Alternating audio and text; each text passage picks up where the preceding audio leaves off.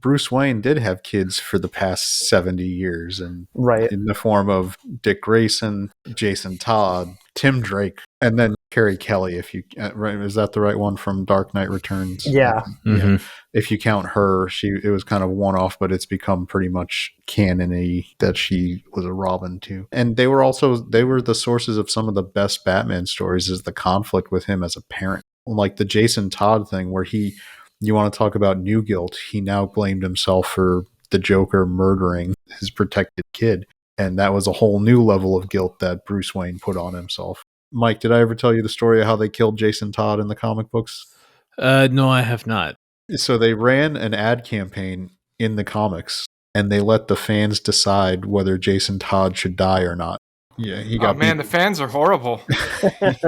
He got beat by a crowbar. Allegedly, they tried to say it was very close, but I don't think it actually was very close. But so he came in and he replaced Dick Grayson, who was super popular. He had been Robin forever. He had just moved on from being Robin to being Nightwing when Teen Titans was really popular. It was just like, people don't like that next person in.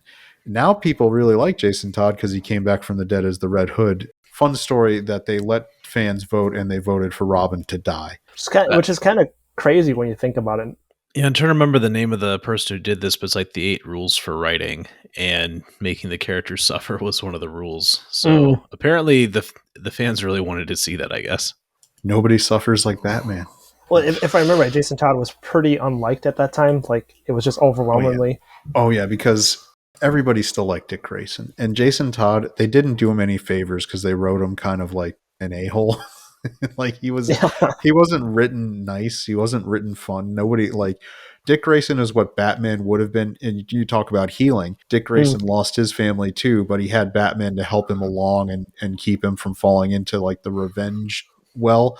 So Dick Grayson is kind of like a better adjusted Batman, which is why he's more interested in hanging out with the redheads of the DC universe.